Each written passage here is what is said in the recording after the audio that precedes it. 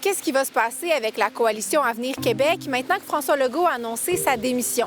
Il faudra désigner une personne pour lui succéder et elle aura tout un défi d'ici aux élections générales d'octobre.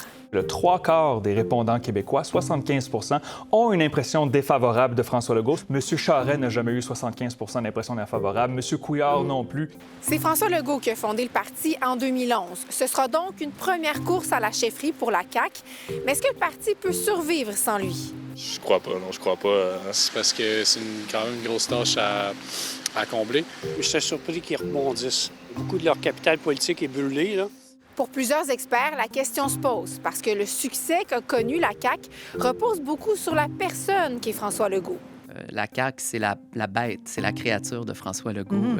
Donc, c'est assez inusité de voir le fondateur quitter son parti. C'est sûr que la Coalition Avenir Québec, c'est un parti qui est très articulé autour de la personne de François Legault. On est habitué dans l'histoire politique du Québec à avoir des grands partis, historiquement deux grands partis. Monsieur Legault a réussi le tour de force à briser ce duopole et d'être le premier parti depuis 1976 à conquérir le pouvoir et à l'exercer au Québec. Le prochain scrutin au Québec est prévu le 5 octobre. C'est dans 9 mois. Et pour l'instant, il n'est pas question d'élection anticipée.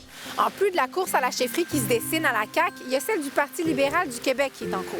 Le cliché dit que 6 mois en politique, c'est une éternité. Il y a des éternités qui sont plus longues que d'autres et il y a des écueils qui sont plus importants que d'autres à surmonter. Donc, les sondages d'aujourd'hui, c'est une photo dans les conditions d'aujourd'hui. Et lorsque la CAQ va avoir un chef ou une chef, lorsque les libéraux vont avoir un chef, mais là, on va avoir un portrait global. Et peut-être que les gens vont réfléchir différemment. Il y a à peu près un an, on parlait du départ de Justin Trudeau, qui, à ce moment-là, était lui aussi en position défavorable dans les sondages. Puis est arrivé Mark Carney à la tête du Parti libéral du Canada et un revirement de situation complet qu'on connaît aujourd'hui. À un moment, Mark Carney pour la CAQ, est-ce que ça se peut?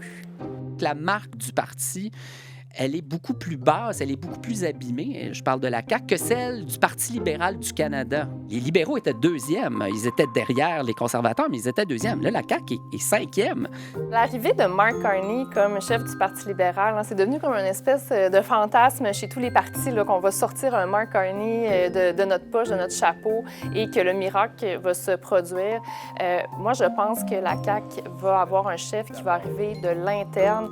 C'est sûr aussi que pour une personne de l'extérieur, d'essayer de reprendre un parti qui est à 11 % dans les sondages, qui a quand même aussi un legs, un bilan à porter, à défendre, c'est pas nécessairement toujours attrayant.